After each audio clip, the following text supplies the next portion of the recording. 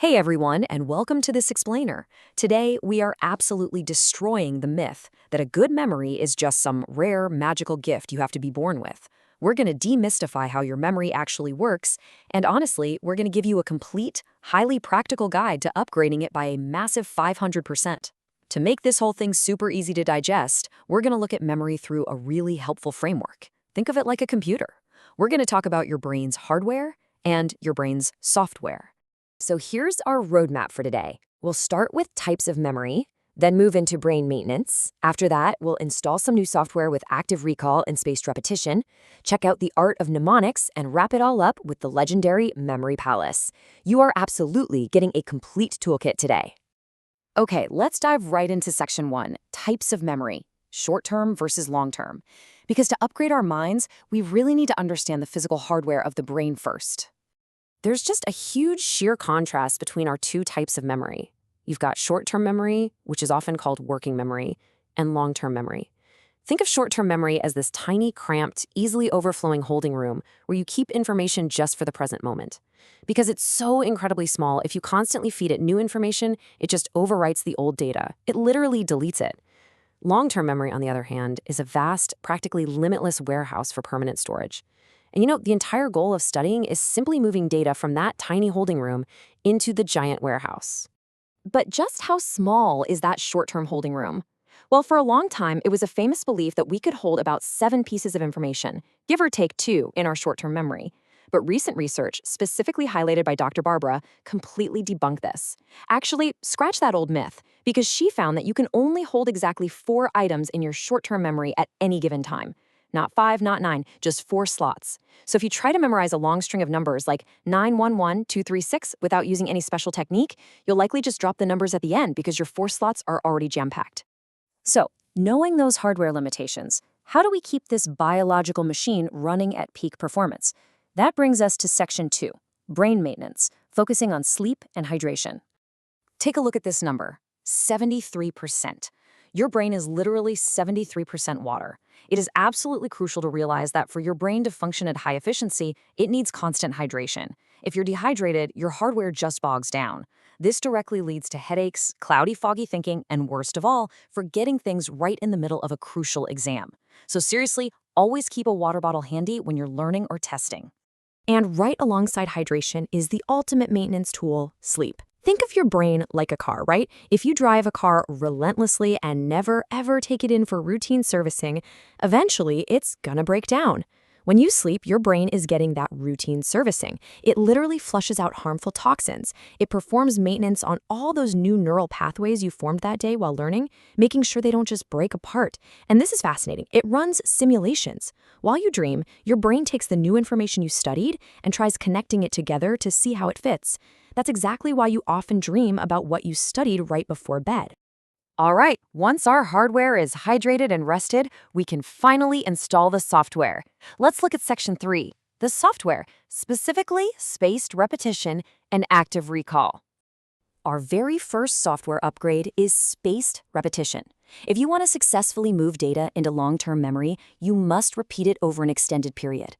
Look, if you cram for 10 hours in a single day, those neural pathways just don't have time to strengthen, and by next week, you'll forget almost all of it.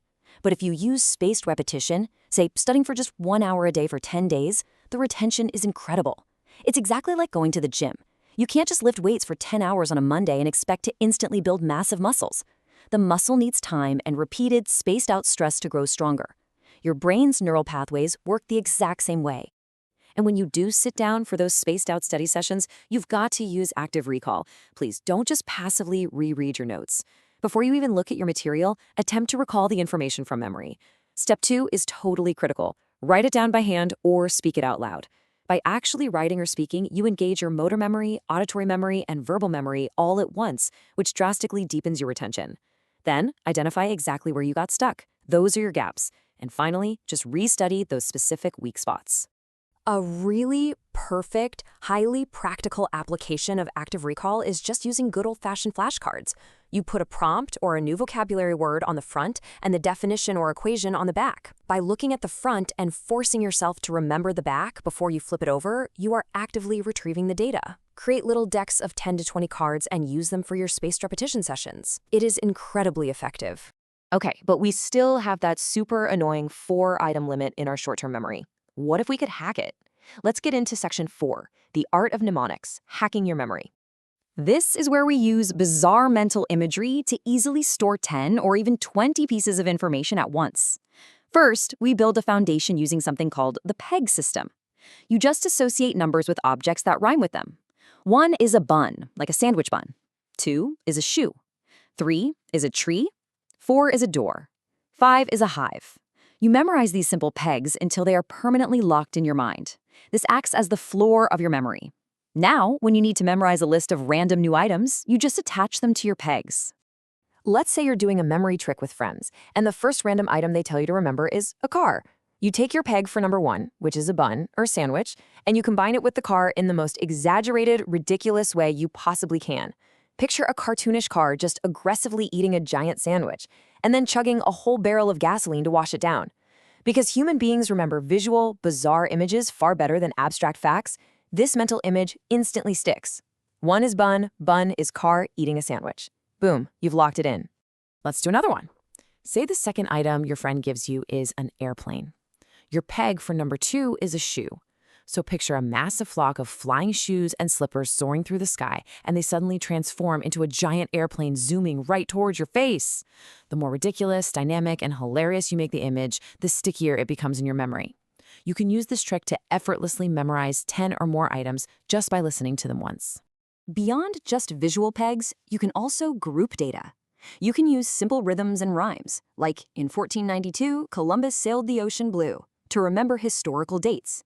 Or use first letters to form a brand new word. For instance, historians use the Arabic word Makkah to remember the figures murrah, kab, and halal.